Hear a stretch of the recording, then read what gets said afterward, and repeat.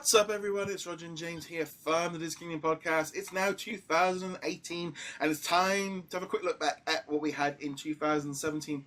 Another massive year for Disney. Once again, broke the big, dollars. I think it was like $6 billion at the box office. The biggest company of the year.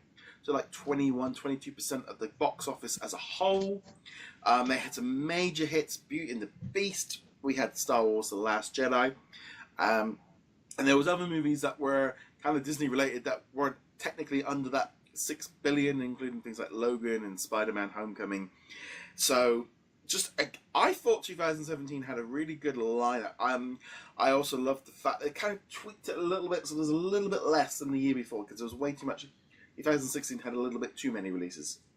Yeah, they kind of pulled it back a bit, which is nice. But they still had quite a few franchise movies this year, which is interesting. Not that many standalone. In fact, the only standalone I can think of is Coco.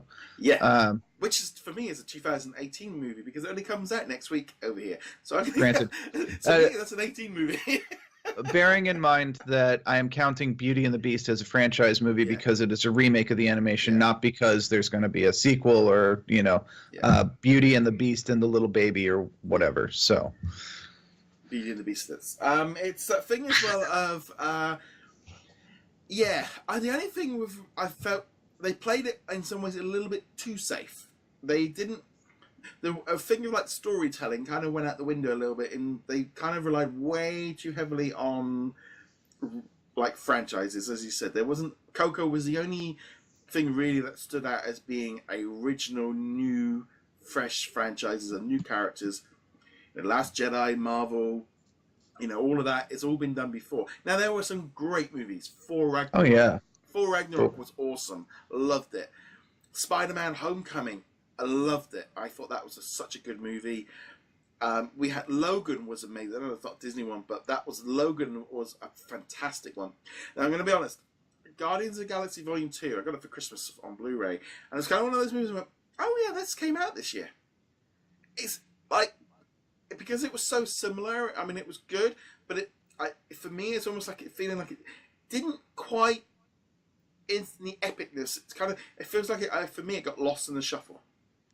See, for me, Guardians of the Galaxy Volume 2 is my movie of the year, not just for Disney, but all across the board, because it's the one that I got most engaged in.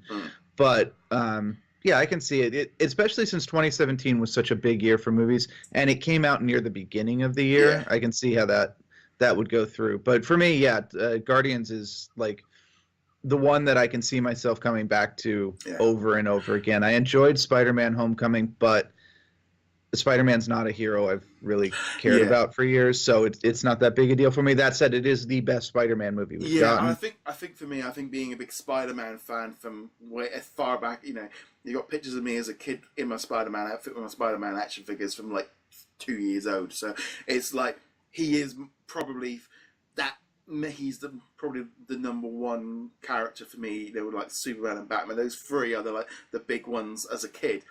But Guardians of the Galaxy, I'm going to watch it again. It's that situation of, I think, in terms of as a whole, it was great, but I think Thor Ragnarok was so original that it was the Guardians of the Galaxy from 2-3 years ago where you're like, this is awesome, this is new, fresh, and different. It was a very good movie, and I enjoyed it very much. It's easily in my top 5 of the year, but I don't know. It felt almost too different. It didn't feel like a Thor movie. It felt like a movie that Thor was in and was really about other characters, which isn't a bad thing, not at all. But it wasn't what I was looking for in a Thor movie. No. But I enjoyed the heck out of it. Hulk was great. Valkyrie was great. The story was good. All told, Marvel had a bang-up year with their movies, including Spider-Man, which wasn't technically theirs. And Logan as well. Logan. Because that was just so different, and I love the fact of just how that movie pushed it in a different direction and let him kind of go off as Old Man Logan and as we'll find out coming forward, that's probably not a bad thing for him as an X-Men, and he's done with it. Jumping over, obviously, Star Wars, we had Star Wars: Last Jedi. I'm not going to get into the whole, issue of that. Big movie, massive success at the box office. the Marmite of Star Wars games. It is the love it or hate it. There's nowhere in between. You can't just kind of like it with a few issues. You've either got to love it or you've got to hate it. I got to completely disagree because I enjoyed it and have tons of issues with it. It's online, it's either one or the other. That's all it is. In fairness, if you say you've got issues with a movie, people are like, "Oh, what are the issues?" And then so you list out the issues, and then they start to argue every single point. So it ends up looking like, "Oh yeah, I had all these issues, therefore I must have absolutely hated the movie." That's normally not true. And then certainly there are people that were like, "This is the worst thing ever," and other people who are like, "This movie can do no wrong." But there is middle ground, and I'm definitely in the middle ground where I'm just like, there were parts of it that I loved. There are parts of it that infuriated me. It was an enjoyable movie. Yeah, so. I loved it. I thought it was great. There is issues, but it's a Star Wars movie. I don't need to worry. We've got lightsabers and things and flying around in space. I can throw like logic out the window at that point. It's like, but anyway. We're not going into that. Other movies like Beauty and the Beast. Personally, okay. I don't have that connection with that movie, the original. That was a big thing for me. I'd only seen it really after I met my wife. It was one of her favorite movies. Like I've said before, I was like an 11-year-old boy when that movie came out. I was not interested in Beauty and the Beast the first time round. So I watched it again recently, and it's like, it's fine, it's okay. It wasn't aimed at me, and that's fine. Cars 3, I really enjoyed that movie. I thought that was good, but I waited till it came out on Blu-ray. I didn't go see it at the cinema. But I like Cars 1 and 2, so I just like car movies, and it was exactly what I wanted. It was a Cars movie. It was Cars 2, how it should have been, probably. I still didn't think the idea of kind of retiring off Lightning McQueen. I'm like, he's only a kid. He's still the rookie in like my eyes. It was like suddenly he's a veteran. Like, what? Hey, what happened there? I haven't seen Cars 3. I have no intention of seeing Cars 3. The first one was acceptable. I'm not a Cars person. Like, NASCAR does nothing for me. Racing does nothing for me. So I'm obviously not the target audience here. Yeah. Cars 1 was okay. Cars 2 infuriated me. That story was amazingly awful. So I have zero desire to see Cars 3. Come on, we got Brits in it, so that's fine. Just Cars 3 was just like kind of this should have been Cars 10 because it felt like it was like Rocky 6 of passing the torch to a new character, and you're like, he's still the new. He's not. We're not ready there for this yet. It's like, I know you can tell they want to push Cruise as the next main car rather than Lightning McQueen. But I don't know. Anyway, they'll just go back and do a prequel and it'll be fine. As far as like we said, I'm just trying to think of the other Disney movies. Well, we had Pirates of the Caribbean, Dead Men Tell No Tales, which was okay. Yeah, do you know what that the idea that I completely forgot about it pretty much sums up that movie really. If I went to see it at the cinema, it was okay. It was okay. But it's bland. Yes. I think it serves as a very good end cap to the series. It provides that finality. You've got the end of the Turner story. He's back with Elizabeth. It feels like, okay, now we're done. Pirates is done.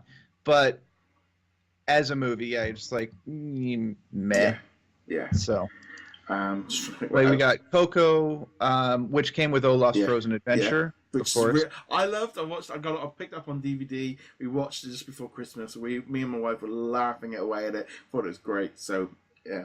I enjoyed Olaf's Frozen Adventure, but I totally was by the end of it was like, I came here to see Coco. I didn't see here to see Olaf's. So I think that was a misfire in terms of marketing. If they had just released Olaf's Frozen Adventure on television as a 22-minute special, I think it would have done gangbusters and it would not have gotten the negative press. Yeah. But it was an odd decision. I get why they did it because they didn't think Coco was going to be able to sell itself. But once it became apparent that Coco was actually doing really well, they probably should have just been, there is no Olaf's Frozen Adventure. I don't know what you're talking about. Oh, check out ABC on December 8th at 7 p.m. There's something happening there. That was that. Nothing wrong with the movie. very bad marketing decision Yeah. in retrospect. On the list I've got here, Descendants 2. I guess that was it must have broadcast. I haven't seen it. I haven't seen any of the Descendants. I will be honest. I haven't seen Descendants 2. I'm waiting for it to drop onto Disney Life. It hasn't dropped on the. They did it on. They had it on the. For some reason, our Disney Channel over here can be months behind the US. So, I did watch Descendants. I have seen it. I think when I was in Spain on holiday at the beginning of the season, it was on while I was on, so I watched it with Spanish subtitles. And I was humming. Did get addicted to "Jolly to the Core" as one of the Christmas songs the last week. So, I'll be honest. I will watch it because it's kind of like one of those weird things of like, I can. It's a Disney Channel movie. It's kind of one of those kind of weird ones.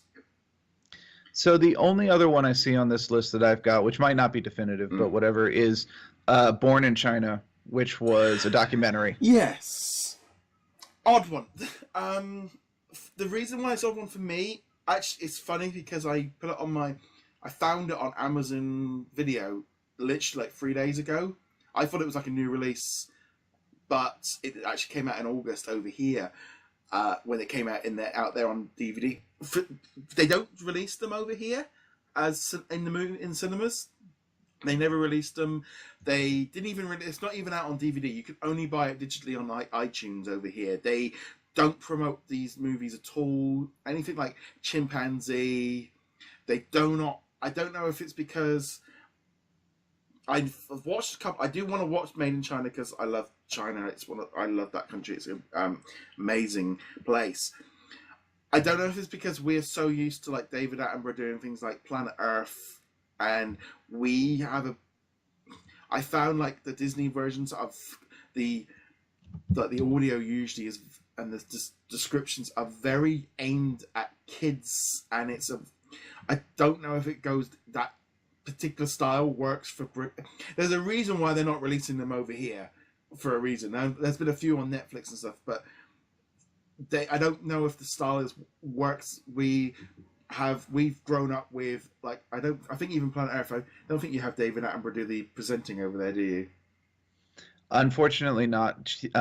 When they did Planet Earth 2 or one of them, they replaced him with Oprah, which, no offense to Oprah, but she is not a documentary narrator. And I was glad when they gave us the option in the Blu-ray releases to get the David Attenborough, because they're so much better. Again, no offense to Oprah. It's just documentary's not her style. He's a legend, and I don't know if I think that's the issue for us as we've had him on our television doing all of our like animal stuff for the last 60, 70 years. The BBC make them so well that, and also we're used to seeing them on the BBC at home, and they are prime time. I think they're like when those shows go out, literally they are tentpole. Everyone stops to watch them, kind of thing. And it was like one of the highest rated shows of the year. I don't know if our audience kind of grabs that. So it's actually funny because Made in China was one of. I nearly brought it the other day to buy it, and then I was like, I'll just wait till it comes out on like Disney Life or something like that. Yeah, those whole Disney nature shows, I've tried watching like them in the past, and this is like, I feel like I'm watching like 1980s like really bad. I don't know. It's very odd. Might just literally just because that's not what I'm used to watching from Disney. It's a very odd thing for me. Yeah, I mean, I have to admit, I don't think I've ever actually seen David Attenborough. I've only ever heard his voice, which is very melodious and very pleasing. So no problems there. I haven't seen this movie. I don't think I've actually seen any of the Disney nature movies, but yeah, I mean. Yeah. More power to him for doing these nature releases. It's a good just thing for them to be putting out there. Yeah, I mean, I know like when we were up in like Animal Kingdom stuff, you see all the posters and stuff for all those movies. And again, this is where this is where I really noticed it, was because I mean I think Made in China I'd got like the press releases and stuff, so I knew about that one. But when you see like Chimpanzee and the lion or the cat one and then an Arctic one. And it wasn't really then I saw them on Netflix that I watched them because, like I said, but they aren't promoted here at all. So And I do wonder when they get hold of National Geographic whether or not this might be their boost, because Walt Disney's always he was signing up to doing nature documentaries way back early on and won Oscars for his work in doing these documentaries. I think way back in the 50s and the 60s, he was one of the pioneers of animal documentaries. So Disney actually have got a very long history of doing these, but I think it kind of fell to the wayside because it wasn't quite so financially viable. Yeah, I mean, this is obviously the inherent successor to the older nature series, from the 60s and 70s. I don't think these are meant to be money makers. Obviously, They want them to be self-sufficient, but these are not meant to be like Dolphins in 2018, $3 billion box office take. No, it's their, it's not even in like an outreach. It's just we're gonna do something nice with our influence and educate people. Which, please, by all means. Yeah, we have got Dolphins. Yeah, I just remember. I think Dolphins is the next one. Again, the biggest issue again for me is they don't release them over here, and when they do, they're on. They don't even release them on Blu-ray. That's or DVD. That's how little they push them here at all. So it's hard for me to kind of be like, yay! Yeah, I know. So that pretty much wraps up 2017. I think as a whole, I think their decision to cut back on what they did from 2016 seemed to work. I mean, they were the #1 box office hit for the year, so that did seem to work. But nothing. Like you say, nothing really originally amazing, brand new come out of 2000. Because and Coco for me is not even on 2017. So everything was sequels and franchises. Yeah, I mean it was all franchises, depending on whether or not you want to count Beauty and the Beast as a franchise. Yeah, but we do. I am entirely fine with them continuing to take this approach. I would like to see more original content, but I'm perfectly fine with this approach, so long as the quality remains high. Yeah. If they can produce quality movies that I want to go see or want to own on Blu-ray, then I'm okay with whatever direction they're taking. So yes, and let's be honest. Now, if the Fox system goes through 2019 and 20 onwards, are going to be a very different year for Disney movies because they're going to have a lot more things. But we're going to talk about that later. But that's the end of the 2017 issue. Let us know what did you think was the best movie of 2017, and also what did you think was the worst movie from the Disney side from 2017. Comment below, get in touch with us on all the different social medias, etc.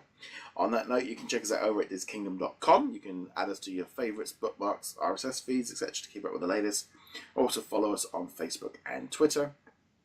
If you're watching on YouTube, you can hit that subscribe button, and also if you're listening to the audio versions, you can subscribe there as well. James, where can they find you? You can find me heroiclegacy.com. And on that note, guys, thank you very much for watching and listening. We shall see you guys soon. Laters. Laters.